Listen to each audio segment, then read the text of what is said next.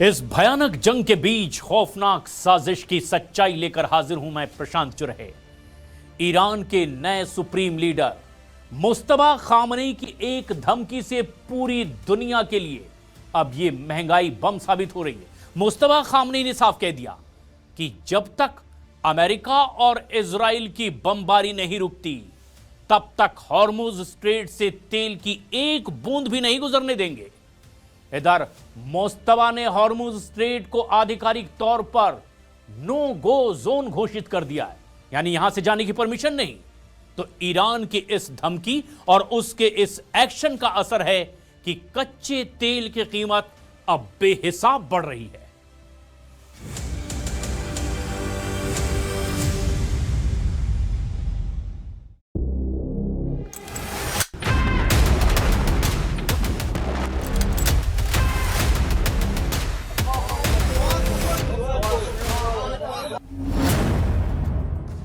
Iran के नए supreme leader का पहला वार,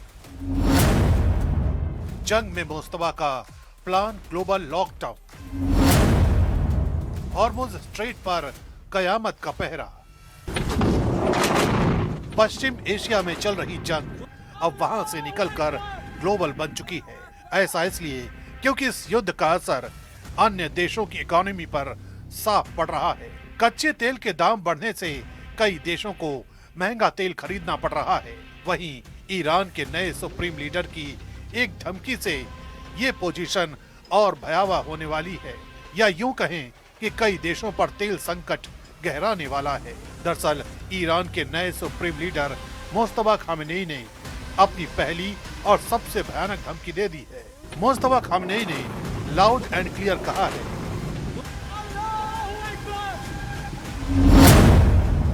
कि जब तक अमेरिका और इजराइल की बमबारी नहीं रुकती तब तक हॉर्मुज स्ट्रेट से तेल की एक बूंद भी नहीं गुजरेगी। मुस्तफा खामनेई की ये सिर्फ धमकी नहीं बल्कि दुनिया की अर्थव्यवस्था का गला घोटने की साजिश है। मुस्तफा का बयान दुनिया के कई देशों के बजट को बिगाड़ सकता है, दुनिया के बाजार को खाक कर सकता है, क्योंकि दुनिया का 20% क्रूड ऑयल इसी हॉर्मुज के रास्ते से गुजरता है। कच्चे तेल के लिए हॉर्मुज स्ट्रेट कितना मायने रखता है, इसे इस बात से समझ लीजिए कि जंग शुरू होने के बाद से कच्चे तेल की कीमत बेहिसाब बढ़ गई है। अंतर्राष्ट्रीय बाजार में तेल की कीमत $100 प्रति बैरल को पार कर चुकी है। पश्चिम एशिया में समंदर के इसी रास्ते को ईरान बंद करने का दावा ठोक रहा है। यानी ईरान के नए सुप्रीम लीडर मुस्तफा खामनेई गद्दी पर बैठते ही अपना रंग दिखाना शुरू कर चुके हैं। तभी तो उन्होंने हॉर्मुज स्ट्रेट से एक भी बूंद तेल न गुजरने देने की धमकी दी है। यही नहीं, ईरान ने खाड़ी देशों को भी चेतावनी दी है कि अगर उन्होंने अमेरिकी बेस का इस्तेमाल होने दिया तो उनका हश्र भी बुरा होगा। ईरान की इस जिद का नतीजा है कि हॉर्मुज से होने वाला व्यापार अब 90% तक ठप हो चुका है। इजराइल और अमेरिका ने 28 फरवरी को ईरान पर जो हमला किया था उसका खामियाजा अब पूरी दुनिया भुगत रही है। ईरान ने हॉर्मुज स्ट्रेट को बंद कर दिया है। वहां से अगर कोई जहाज गुजरने की कोशिश भी कर रहा है तो उस पर ईरान हमला कर रहा है। इस बीच हॉर्मुज स्ट्रेट अब सिर्फ समंदर नहीं रहा बल्कि जहाजों का कब्रिस्तान बनता जा रहा है, क्योंकि ईरान की छिपी हुई पनडुब्बियां और उसके घातक ड्रोन लगातार जहाजों को निशाना बना रहे हैं। जंग में मुस्तफा खामनेई की आत्मघाती रणनीति का अंदाजा इस बात से लगाइए कि उन्होंने हॉर्मुज के संकरे रास्ते में बारूदी सुरंगें बिछा दी हैं, जिसकी वजह से जो भी जहाज हॉर्मुज स्ट्रेट को पार करने की कोशिश करेगा वो समंदर की गहराई में जल समाधि ले लेगा। हालांकि ईरान के इस घातक एक्शन पर अमेरिका का प्रहार भी हो रहा है। अमेरिका की सेना ने माइंस बिछाने वाले ईरान के कई जहाजों को तबाह कर दिया है। इसके बावजूद ईरान अपनी धमकी पर अड़ा है, डटा है, जिसका अंजाम ये है कि समंदर की लहरों पर अब सिर्फ बारूद का धुआं है। ईरान के नए सुप्रीम लीडर मुस्तफा खामनेई के सनक का ही असर है कि क्रूड ऑयल के दाम बेतहाशा बढ़ रहे हैं। खाड़ी के कुछ देशों में बिजली कटौती शुरू होने लगी है। वो दिन दूर नहीं जब पश्चिम एशिया की ये जंग वहां से निकलकर दूसरे देशों के किचन और गाड़ी के टैंक तक पहुंच जाएगी। मुस्तफा खामनेई ने हॉर्मुज स्ट्रेट को अपनी ढाल बनाया है, तो अमेरिकी राष्ट्रपति डोनाल्ड ट्रंप इस चक्रव्यूह को तोड़ने के लिए और भी ज्यादा घातक हमले की तैयारी कर रहे हैं। इस ईरान युद्ध को लेकर अमेरिका की रणनीति पर अब कई सवाल खड़े होने लगे हैं। दरअसल रिपोर्ट के मुताबिक ट्रंप प्रशासन ने जंग शुरू करने से पहले कई अहम आकलन गलत कर दिए। द न्यूयॉर्क टाइम्स की रिपोर्ट कहती है कि अमेरिका ने ईरान की प्रतिक्रिया, तेल बाजार के खतरे और स्ट्रेट ऑफ हॉर्मुज के जोखिम को कम करके आंका। और सबसे बड़ा सवाल तो यह है कि जंग शुरू करने की योजना तो अमेरिका की थी, लेकिन इसे खत्म कैसे किया जाएगा, इसकी कोई साफ रणनीति नहीं थी।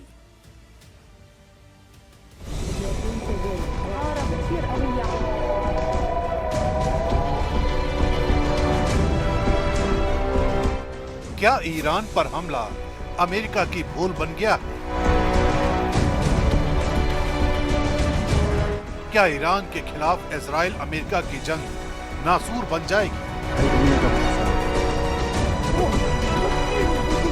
क्या ईरान की ताकत को भांपने में गलती कर बैठा ट्रंप प्रशासन? ईरान में 5 गलतियों में फंस गया इजराइल और अमेरिका। दुश्मन को कमजोर समझने की भूल अक्सर जंग के मैदान में भारी पड़ती है। अब यही सवाल ईरान युद्ध को लेकर उठने लगे हैं। रिपोर्ट के मुताबिक ट्रंप प्रशासन ने जंग की शुरुआत से पहले कई अहम रणनीतिक आकलन गलत कर दिए। द न्यूयॉर्क टाइम्स की रिपोर्ट कहती है कि अमेरिका और इजराइल को उम्मीद थी कि बड़े सैन्य हमलों के बाद ईरान या तो डर जाएगा या सीमित जवाब देगा, लेकिन हुआ इसके ठीक उलट। ईरान ने मिसाइल, ड्रोन और अपने प्रॉक्सी नेटवर्क के जरिए कई मोर्चों पर जवाबी कार्रवाई शुरू कर दी।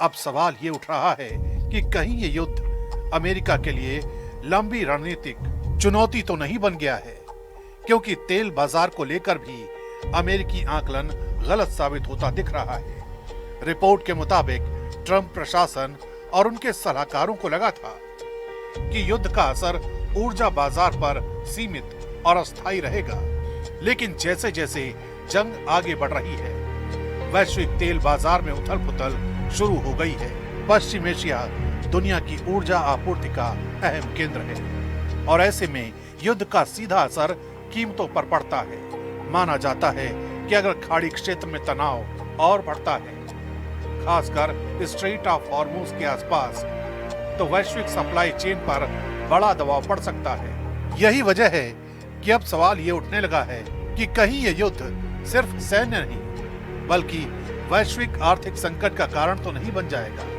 अमेरिकी रणनीति की तीसरी बड़ी कमजोरी स्ट्रेट ऑफ हॉर्मुज को लेकर सामने आई है। रिपोर्ट बताती है कि अमेरिकी योजना में ये मान लिया गया था कि ईरान वैश्विक तेल आपूर्ति को बाधित करने जैसा कदम नहीं उठाएगा, लेकिन हालात कुछ और ही इशारा कर रहे हैं। खाड़ी क्षेत्र में जहाजों को लेकर खतरे की चेतावनियां बढ़ गई हैं और ईरान की तरफ से समुद्र में माइन बिछाने जैसे संकेत भी सामने आए हैं। दुनिया के बड़े हिस्से का कच्चा तेल इसी समुद्री रास्ते से गुजरता है। ऐसे में अगर यहाँ संकट गहराता है तो इसका असर सिर्फ क्षेत्रीय नहीं बल्कि पूरी वैश्विक ऊर्जा सप्लाई पर पड़ सकता है। यही वजह है कि अब स्ट्रेट ऑफ हॉर्मुज सिर्फ समुद्री रास्ता नहीं बल्कि इस पूरे युद्ध का सबसे संवेदनशील रणनीतिक मोर्चा बनता जा रहा है। अमेरिकी रणनीति की चौथी बड़ी गलती रेजिम चेंज को लेकर भी बताई जा रही है। दावा है कि ट्रंप प्रशासन को उम्मीद थी कि बड़े सैन्य हमलों के बाद ईरान की सत्ता तेजी से कमजोर पड़ जाएगी। आकलन ये था कि लगातार हमलों से तेहरान के सत्ता के ढांचे में दरार पड़ जाएगी और सरकार दबाव में आ जाएगी, लेकिन जमीनी हालात ने इस आकलन को गलत साबित कर दिया। ईरान की राजनीतिक और सैन्य संरचना उम्मीद से कहीं ज्यादा संगठित और मजबूत निकली। शासन तंत्र तुरंत डगमगाने के बजाय एक्टिव होकर जवाबी रणनीति बनाने में जुट गया। यही वजह है कि अब सवाल ये उठ रहा है कि क्या युद्ध की शुरुआत में ईरान की आंतरिक ताकत और राजनीतिक स्थिरता को सही ढंग से नहीं समझा गया। लेकिन अमेरिका की गलतियों की कहानी यहीं तक नहीं थमती। द न्यूयॉर्क टाइम्स की रिपोर्ट के मुताबिक 5वीं गलती थी एग्जिट स्ट्रेटेजी, यानी जंग शुरू करने की रणनीति तो थी, लेकिन इसे खत्म करने का रास्ता साफ नहीं था। लेकिन इसे खत्म करने का साफ रास्ता तय नहीं था। अब यही सवाल अमेरिका के भीतर भी उठने लगे हैं कि अगर संघर्ष लंबा खिंचता है तो उससे बाहर निकलने का रास्ता क्या होगा।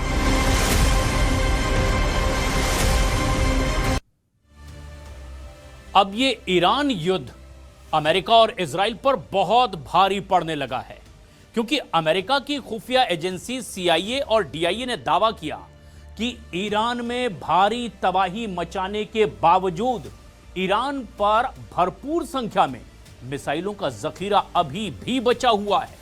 और इन एजेंसियों ने तो यहां तक दावा कर दिया कि ईरान से खामनेई शासन का अंत नहीं हो पाएगा।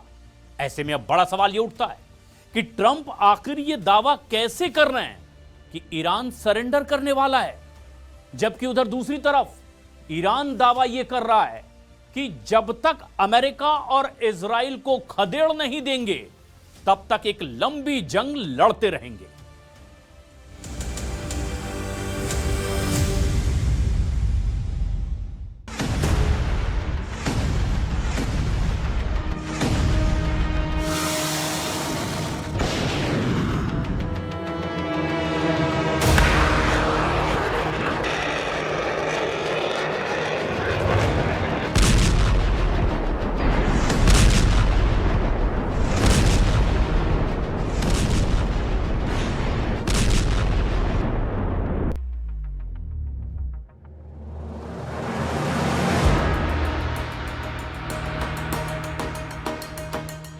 दो हफ्ते से ज्यादा की जंग में अभी तक अमेरिका और इजराइल मिलकर भी ईरान को घुटनों पर नहीं ला पाए हैं।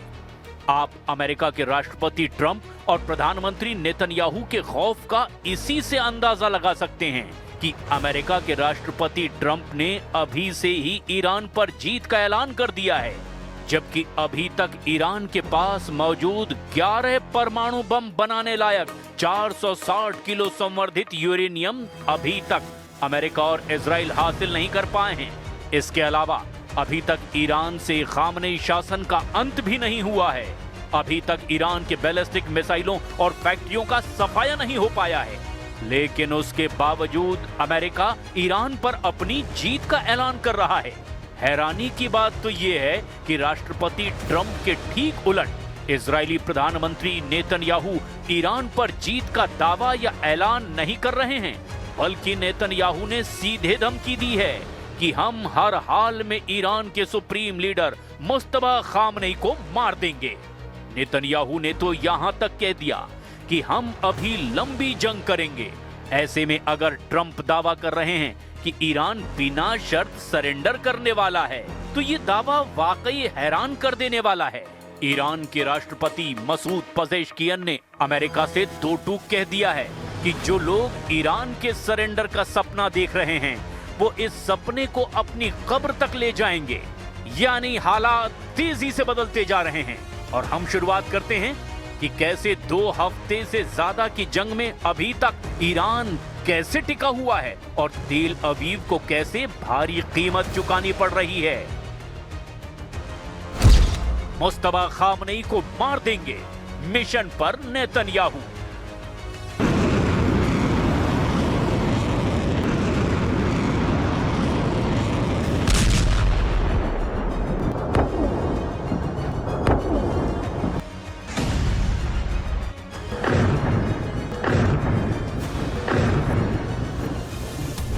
मुस्तफा खामनेई को नहीं छोड़ूंगा।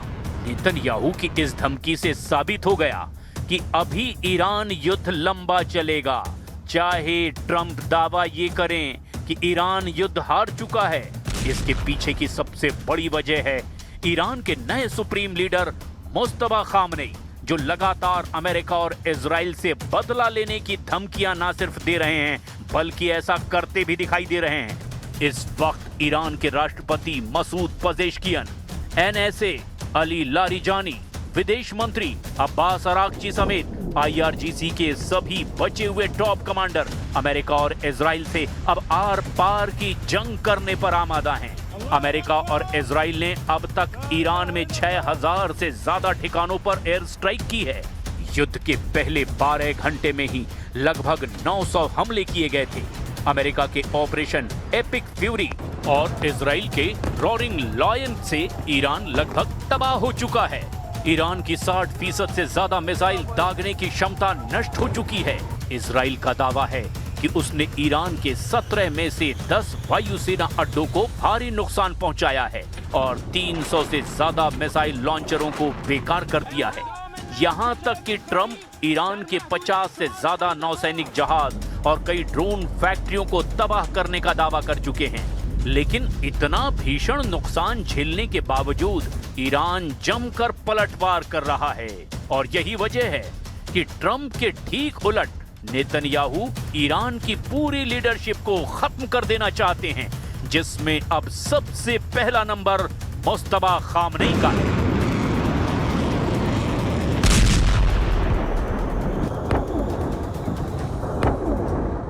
इजराइल के प्रधानमंत्री बेंजामिन नेतन्याहू ने कड़ा रुख अपनाते हुए कहा कि ईरान के सर्वोच्च नेता मुस्तफा खामनेई को भी बख्शा नहीं जाएगा।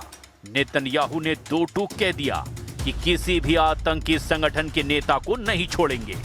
नेतन्याहू ने दावा किया कि ईरान के खिलाफ अमेरिका और इजराइल का संयुक्त अभियान उम्मीद से बेहतर प्रदर्शन कर रहा है और इजराइल अब पहले से कहीं ज्यादा मजबूत है। नेतन्याहू ने यह भी कहा कि अमेरिका और इजराइल मिलकर ईरान के लोगों के लिए ऐसी परिस्थितियां बना रहे हैं जिससे वे अत्याचारी शासन को उखाड़ फेंक सकें। नेतन्याहू ने जोर देकर कहा कि अब पहले जैसा ईरान नहीं रहेगा और ना ही पहले जैसा पश्चिम एशिया रहेगा। Iran's leadership is in no better shape. Desperate and hiding, they've gone underground, cowering. That's what rats do. We know the new so-called not-so-supreme leader is wounded and likely disfigured. He put out a statement yesterday, a weak one, actually, but there was no voice and there was no video.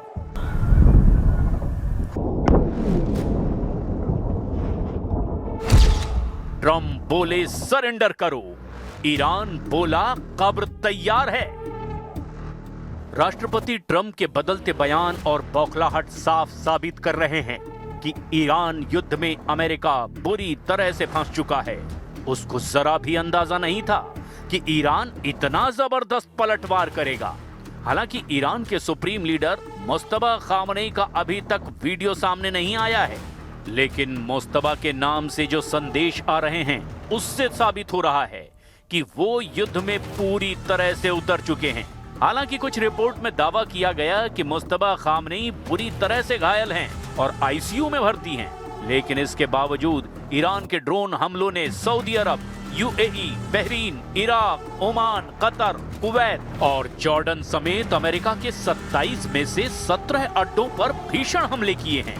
यहां तक कि Iran की 60% missile क्षमता नष्ट होने के बावजूद Iran की बैलिस्टिक और हाइपरसोनिक मिसाइलों ने अमेरिका के और इजराइल के अड्डों के चीथड़े उड़ाकर रख दिए हैं। युद्ध के पहले 14 दिनों में अमेरिका के रिफ्यूलिंग विमान समेत कम से कम 6 लड़ाकू विमान तबाह हो चुके हैं, जिसमें 5 फाइटर जेट और 1 KC-135 स्ट्रेटो टैंकर यानी कि तेल वाहक विमान तबाह हुआ है, जिसमें 6 क्रू मेंबर्स में से 4 की मौत की पुष्टि हो चुकी है। We are doing right now is just defending our dignity, our sovereignty against this unlawful, brutal attack.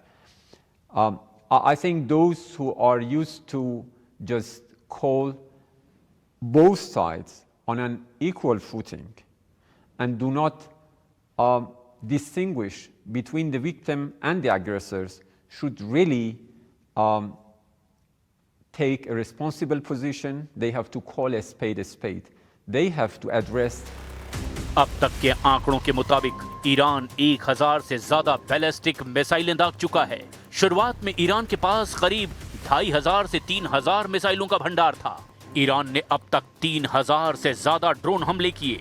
अकेले खाड़ी देशों यूएई, कतर, बहरीन और इराक की ओर 1,500 से ज्यादा ड्रोन दागे गए। खुद अमेरिका की CIA और DIA की ताजा खुफिया रिपोर्ट के मुताबिक खामनेई की मौत के बावजूद ईरान का शासन टूटने वाला नहीं है। जनता पर सरकार का नियंत्रण अभी भी मजबूत है। अब ऐसे हालात में ईरान की हार का दावा ट्रंप कैसे कर रहे हैं, ये हैरान करने वाला है। जबकि नेतन्याहू मानते हैं कि ईरान से अभी लंबा युद्ध चलेगा।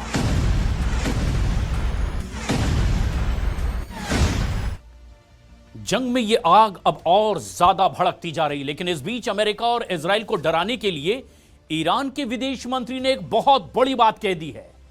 अब्बास अरागची ने कहा कि अभी इजराइल को और कई दिनों तक जलते रहना होगा। वहीं इजराइल की वार्निंग है कि वो मुस्तफा खामनेई को भी जल्द खत्म कर देंगे। लेकिन तेहरान में लाखों लोगों की भीड़ ने अमेरिका और इजराइल के लिए एक बहुत बड़ी कसम खा ली है।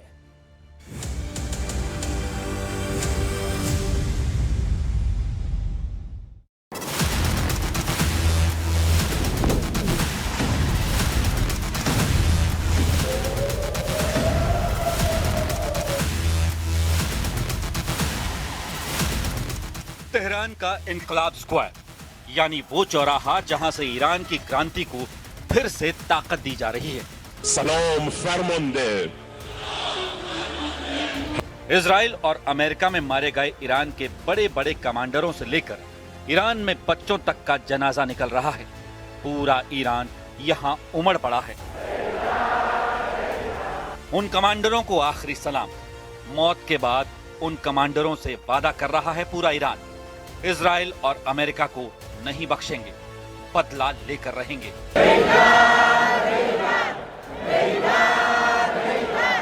28 फरवरी के बाद से जो जनरल और कमांडर मारे गए, सबका बदला लेगा ईरान। इसका इशारा नए सर्वोच्च नेता मुज्तबा खामनेई की तरफ से कर दिया गया है। पिछले 2 महीनों से ईरान की पब्लिक लगातार सड़कों पर आ रही है। कभी लाखों लोग ईरान के शहरों में आयतुल्लाह अली खामनेई के समर्थन में निकले, तो कभी ये लोग खामनेई की हत्या के खिलाफ सड़कों पर आए। अब पूरा ईरान अपने नए सुप्रीम लीडर मुज्तबा खामनेई के समर्थन का ऐलान कर चुका है। ईरान में सड़कों पर रोज इनकलाब लाने की कोशिश हो रही है और इसके टारगेट पर अमेरिका और इजराइल हैं। कोई शक नहीं कि मिसाइल इजराइल में गिर रही हैं। तबाही तेल अवीव और हाइफा में बहुत ज्यादा हो रही है। ईरान के क्लस्टर बम कहां फटेंगे, इसका अंदाजा अब नेतन्याहू के मिसाइल डिफेंस सिस्टम को नहीं रहा। वो बार बार फेल हो रहे हैं। पहले ईरान की मिसाइलों से बचने के लिए इजराइल में बंकर में पनाह मिलने की गारंटी है, यहां जान बच जाती है।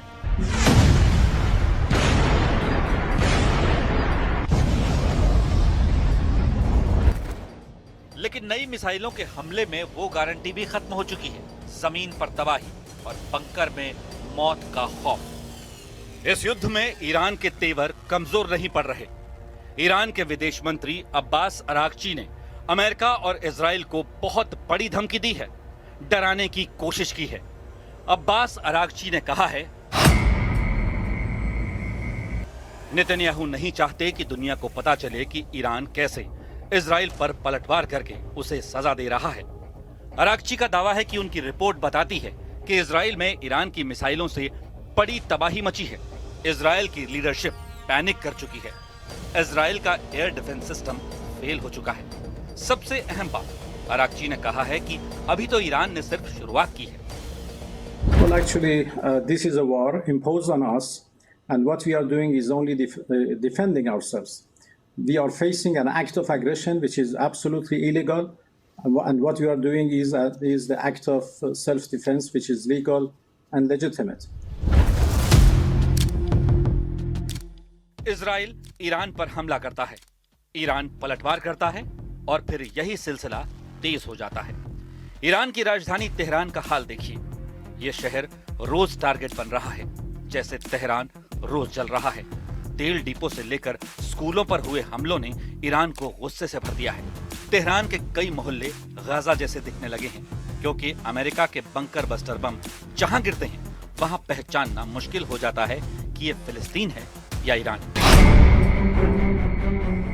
ईरान पर हमले के लिए डोनाल्ड ट्रंप और नेतन्याहू रोज बात करते हैं। ये इजराइल के रक्षा मंत्री काट्ज का दावा है। काट्ज का दावा है कि अगर ईरान 10 साल लड़ने के लिए तैयार है तो इजराइल भी तब तक जंग करेगा जब तक मकसद पूरा नहीं हो जाता। אנחנו נמשיך לפעול ולכתוש את המשטר הזה וגם את היעדים האסטרטגיים של המשטר הזה בטהרן, בכל רחבי איראן, יום אחרי יום, מטרה אחרי מטרה.